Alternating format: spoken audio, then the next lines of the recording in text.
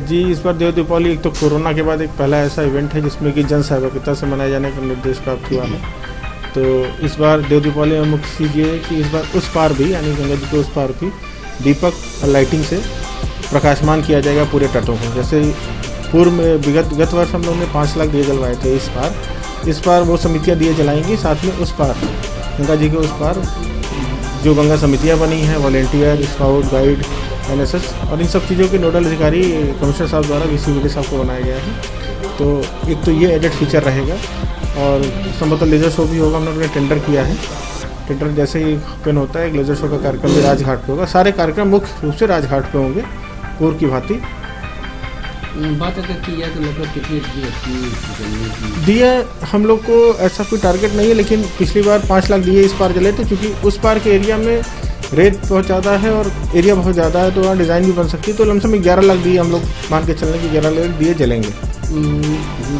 देखा जाए तो टूरिस्टों की क्या पोजीशन? जी, टूरिस्ट की पोजीशन ये है कि होटलों में कमरे बुक हो रहे हैं। होटल वाले बता रहे हैं कि हाँ उनका कमरे बुक हो रहे हैं। और जब से देव दीपावली का ये प्रॉपर हुआ है कि हाँ देव दीपावली मनाई जाएगी, तो टूरिस्ट, क्योंकि विदेशी टूरिस्ट तो नहीं है लेकिन जो देशी पर्यटक हैं वो आ रहे हैं और क्वेरीज भी आ रही हैं। तो ग्रैंड फंक्शन होगा ये और सोशल डिस्टेंसिंग है, तो उसका पालन करते हुए जितना संभव है सब पूरा कराया जाएगा।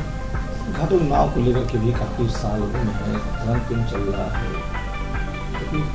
नाव वाली। जी, अगर ये हम लोग सफलतापूर्वक ये कार्यक्रम करा लेंगे तो ये कार्यक्रम जो इतने दिन से कोरोना काल में एक होटल इंडस्ट्री, पर्यटन उद्योग कह सकते हैं, होटल इंडस्ट्री, नाव, फूड, स्ट्रीट फूड, होटल वाले, रेस्टोरेंट और जुड़े जो इसके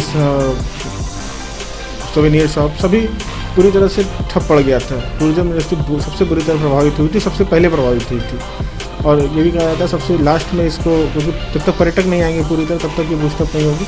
तो ये एक इवेंट जिसमें कि संभावना है घरेलू पर्यटक और जो दर्शक हैं, श्रद्धालु हैं, जिनकी वजह देव दीपावली देखने के आएंगे, तो देवताओं के आशीर्वाद से हमें लगता है कि ये देव दीपावली पर्यटन उद्योग को फिर से एक सहारा देकर खड़ा करने में बहुत मददगार होगी। जी, मेरा नाम चंदन जायसवाल है।